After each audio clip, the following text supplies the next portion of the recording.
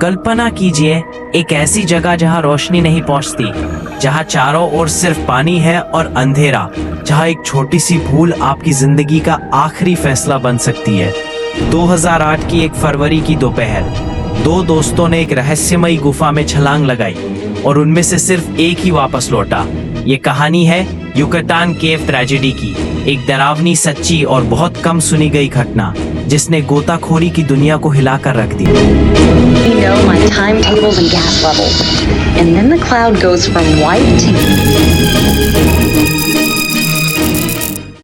साल था 2008, फरवरी की शुरुआत। पैट्रिक और जॉन यूरोप से आए दो अनुभवी शौकिया स्कूबा डाइवर्स थे।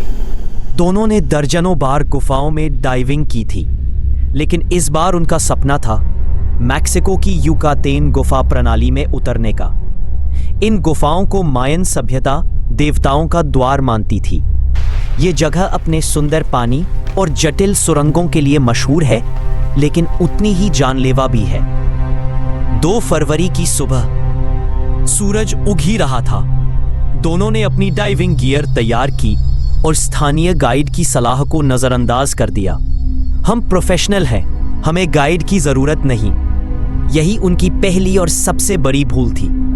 उन्होंने खुद ही एक रास्ता चुना और गुफा के अंदर उतर गए। शुरू में सब कुछ शांत था।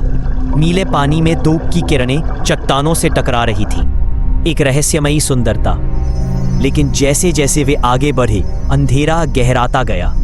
एक समय ऐसा आया कि चारों ओर सिर्फ पानी था, ठंडा, शांत और भयावह रूप से खामोश। दोनों ने सोचा कि वो गुफा के नक्शे के अनुसार सही जा रहे हैं, पर उन्होंने एक और गलती की। गाइडलाइन सुरक्षा धागा को ठीक से नहीं बांधा। अब उन्हें यह समझ ही नहीं आ रहा था कि वे कहां से आए और कहां जा रहे हैं। ऑक्सीजन गेज अब चेतावनी देने लगा था। जॉन पहले घबराया। उसने इधर उधर हाथ पैर मारने शुरू किए। उसका सांसों पर नियंत्रण खो गया। उसी अफरा तफरी में उसकी बैकअप टॉर्च गिर गई। अब उनके पास सिर्फ एक रोशनी थी। पैट्रिक ने कहा, calm down, breathe slow, will get out. लेकिन जॉन सुन नहीं रहा था। उसके चेहरे पर मौत का डर उतर आया था। और फिर वो पल आया।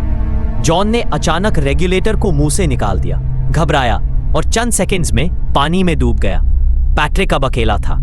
उस अंधेरे में सिर्फ पैट्रिक की धीमी रोशनी, धड़कनें और जॉन की लाश थी। वो भागने की कोशिश करता है, लेकिन हर रास्ता बंद। ऑक्सीजन खत्म होने को थी। तभी उसे एक छोटा सा एयर पॉकेट मिलता है, एक चट्टान की दरार जहां थोड़ा सा हवा जमा था। 3 दिन तक वो वहीं बैठा रहा। ना कुछ खाने को था, ना पानी और ना रोशनी। वो अपने परिवार को याद करता, हर घंटे सोचता कि मैं अब मरा। पानी में इतनी देर बैठने से उसके शरीर का तापमान गिरता गया। आंखें लाल, होठ नीले और धड़कन बेहद धीमी। लेकिन उसका इरादा था, अगर आज नहीं तो कल मैं जरूर बाहर निकलूंगा। तीसरे दिन जब वह नहीं लौटा तो होटल स्टाफ ने पुलिस को खबर दी।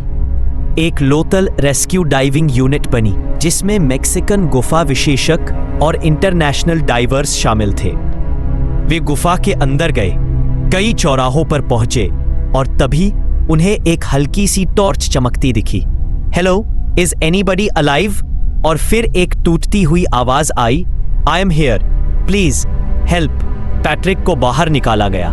स्ट्रेचर पर कपकपाता हुआ, आंखों में आंसू और होठों पर सिर्फ एक शब्द, he didn't make it.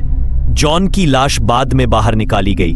Patrick जीवित था, लेकिन भीतर से वो इंसान मर चुका था, जो हंसता था, जो दोस्ती पर भरोसा करता था।